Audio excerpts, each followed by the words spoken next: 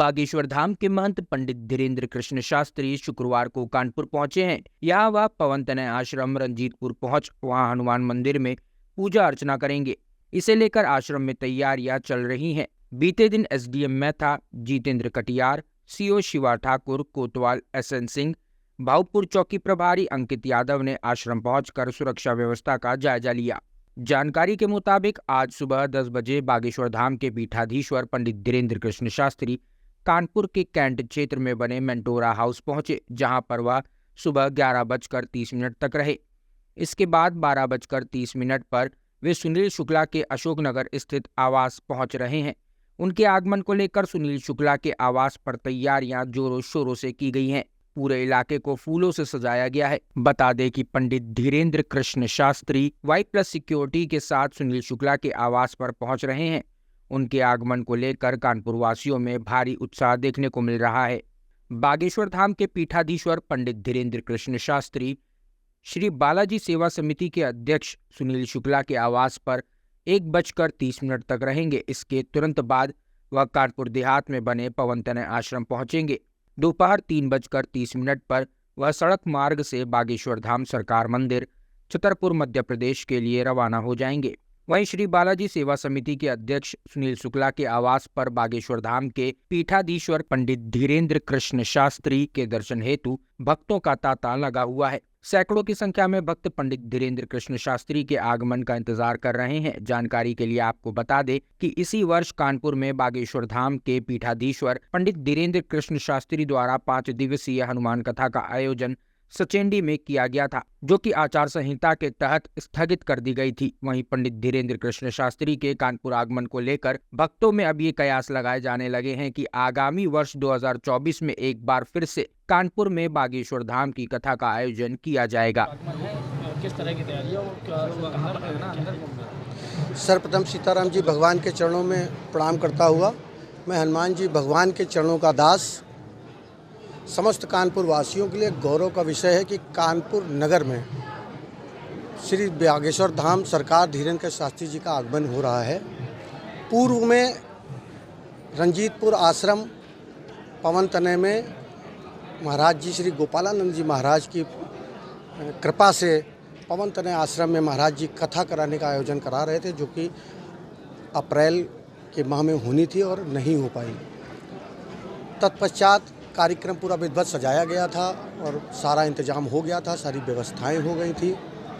किसी कारणवश कार्यक्रम को स्थगित कर दिया गया। तब से स्वयं धीरेन्द्र कृष्ण शास्त्री जी महाराज, चूँकि स्वयं हनुमान स्वरूप हैं और हमसे लगभग वो लगातार, अब क्या रूप है उनका, क्या है, क्या विषय है मुझे नहीं पता, लेकिन इस छोटे से दास को हनुमान जी महाराज की कृपा से वो प्यार करते हैं और चाहते हैं। तो उन्होंने कहा शुक्ला जी कानपुर में अगर कथा होगी कभी तो सुनील शुक्ला और पवन तनय आश्रम में ही होगी। तो बार बार उनके कहने के बाद हम लोग निवेदन करते रहे, आग्रह करते रहे कि महाराज जी हमारे पवन तनय धाम आश्रम आइए। तो महाराज जी ने आश्वासन दिया कि कानपुर में जब कथा होगी तो आपके यहाँ, और जब आएंगे तो पहले आपके यहाँ। तो महाराज जी ने उसी आशीर्वाद को हम सभी लोगों को आशीर्वाद प्रदान स्वरूप करने बोले, मैं शुक्ला जी आपके घर आ रहा हूँ, घर आऊँगा और फिर पवन तनय आश्रम जाऊँगा। तो आज महाराज जी कानपुर आ चुके हैं और कुछ ही पलों में अपने पास महाराज जी सभी लोगों को दर्शन देने आएंगे। उसके बाद यहाँ से पवन तनय आश्रम धाम जाएंगे, जो कि कई भक्तों ने मुझे बताया कि पवन तनय धाम आश्रम अयोध्या की तरह फूलों से सजा हुआ है। कानपुर नगर से मात्र 25 किलोमीटर की दूरी पर सचेंडी थाने के बगल से होते हुए पवन तनय आश्रम धाम है, जो कि शोभन सरकार का विश्व प्रसिद्ध नाम है, ख्याति है। और उसके मेन सरबराहकार हमारे पूज्य गुरुदेव भगवान श्री गोपालानंद जी महाराज हैं, जिनकी कृपा से ये सब संभव हो पा रहा है। जो कथा इससे पहले डेट निकली थी, कैंसिल हो गया था किसी कारणवश, तो क्या लगता है कि आज कुछ इस तरह की डेट भी निकल आएगी कि जो कानपुर में कथा होनी थी वो होगी? देखिए, सबसे पहले तो हनुमान जी भगवान की कृपा होने से ही ये सब कथा और आयोजन और आशीर्वाद प्राप्त होता है, ऐसा मेरा सौभाग्य है।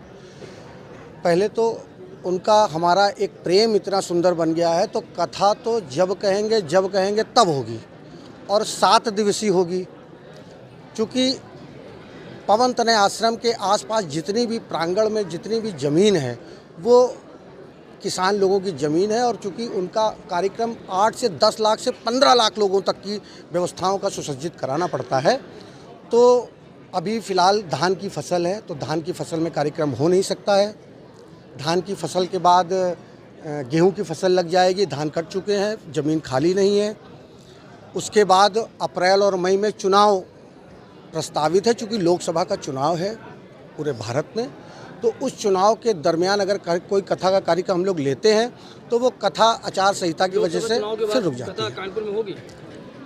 अब ये महाराज जी की कृपा पे है, आज वो महाराज जी आएंगे तो स्वयं बताएंगे कि लोकसभा चुनाव के पहले होगी या जनवरी में होगी या फरवरी में होगी या अप्रैल में होगी, मई में होगी। श्री सीताराम सरकार की श्री सीताराम जी भगवान के चरणों में प्रणाम करता हुआ मैं सुनील शुक्ला हनुमान जी भगवान के चरणों का दास समस्त कानपुर वासियों को, हमारे पत्रकार बंधुओं को, पुलिस प्रशासन के सभी जुझारू हमारे जो सहयोग कर रहे हैं पुलिस प्रशासन के लोग, इतने भीड़ में जो लोग हैं ये सब हनुमान जी भगवान के भक्त हैं। हनुमान जी भगवान के जो भक्त होते हैं वो गाय के समान सीधे होते हैं।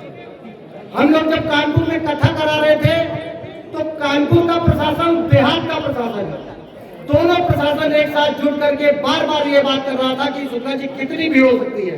तो 3 लाख लोगों की भीड़ लिखा पढ़ी में परमिशन देने का काम कानपुर देहात और नगर के प्रशासन ने हमारे साथ किया था। उन सभी लोगों का बहुत बहुत बधाई, शुभकामना, उनकी सभी मनोरथ पूर्ण हो। इसके साथ पुनः आज फिर हम लोगों ने धीरेन्द्र शास्त्री जी महाराज पीठाधीश्वर बागेश्वर धाम सरकार से आग्रह किया कि महाराज जी उस समय कथा का विषय कुछ और था, आपने भी राष्ट्र हित में, जन हित में, सनातन हित में, हिंदुत्व में उन्होंने जो स्थगित कथा